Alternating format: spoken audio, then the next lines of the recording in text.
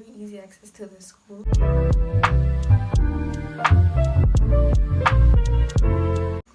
Hello, I'm Semono on all social media platforms. If you're new here or if you're returning to watch another video, welcome back. Thank you so much for the continuous support. Without wasting any more time, in today's video we're going to be talking about my first year university experience. I registered for the first time in 2019.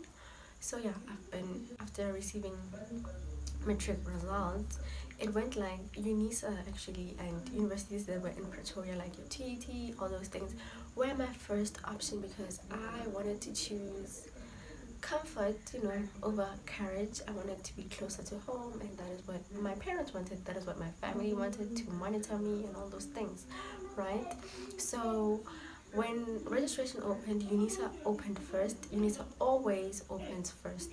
So I went to UNISA. I left in the morning with my sister. We left at around 3 a.m. in the morning. We took a taxi. We went to UNISA main campus, right?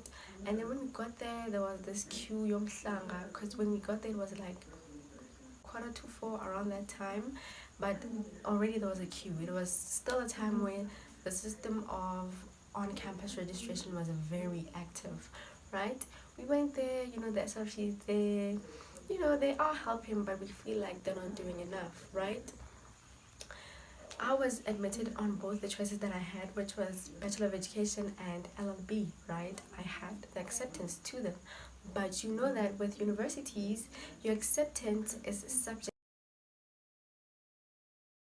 If you don't register on time, or if you register and enough people have already registered for that course, you will then have to be declined due to space constraints, right? Then we checked my status along the day. I waited in the queue until like 9 a.m. and around 10 was only then I got into the campus to stand in another queue, right? And as we were standing on that queue, we checked my status again. It was still admitted, right? And then around 11, that is when I went into the registration queue. And then when I got there was a lady in front of me. She was with her mom, and she had applied for Bachelor of Education and LLB. And when she was registering, she said they said to her LLB is full for registration, first year registration. So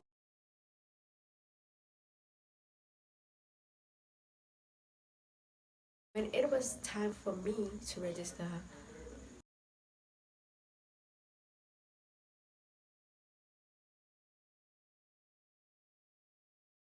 then that means my options at UNISA are exhausted, right? What is the next move?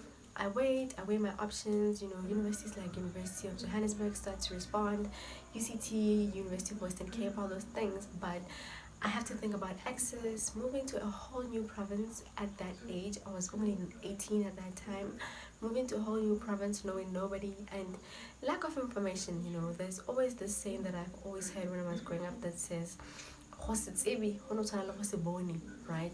And I thought it was harder than it actually is to move to another province, right? I went on, those offers closed on me, right? Days are going by, space constraints, and Verge responded to me. When Verge responded to me, I think 2 other universities responded, but Verge responded in the morning, like 8 a.m. The gas service got in, and at that time I was really vulnerable, desperate, all those things. And then I just registered, and after registration I went to the internet cafe and printed out the registration form, right? And then we logged on to the website, and it showed that you need to come to the campus to I went to Joburg with my mom. We went there. It was my first time going there, and the following day we left. We went to Johannesburg. We went to the Braamfontein campus, which is the main campus. We got there. We had directions and all those things, and obviously, like, everybody knew what was going on. So you're coming from registration, they are waiting for you. Gateway accommodation, Dunwell Property, South Point. All these ambassadors are just standing there waiting to take advantage of you, because one thing that I've learned about accommodation, they'll always sell you their best, right? And you won't know that where are the holes in this entire situation until you actually live there, right? So it's not even hard to find accommodation, because accommodation is a business and businesses need clients, right? So they're all over the campus. We had these ambassadors, South Point ambassadors, approach us, and we warmed up to that situation because they looked cute. They even had a minibus that took us on a tour around Bloemfontein.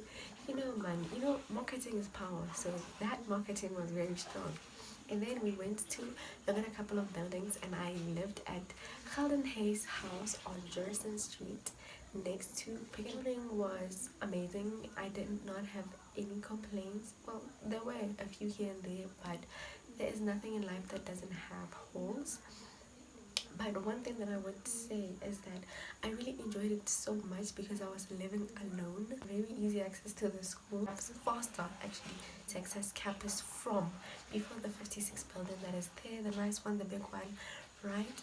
And then it was safe. The environment there is safe because it's next to big companies like your Liberty. Get groceries from Pick and Pay, in and out, in and out, in and out.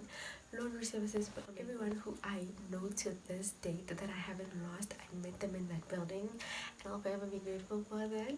In a way, I feel like that almost sums it all up. It was now time for class. Got lost a few days after that, but you quickly get into the swing of things.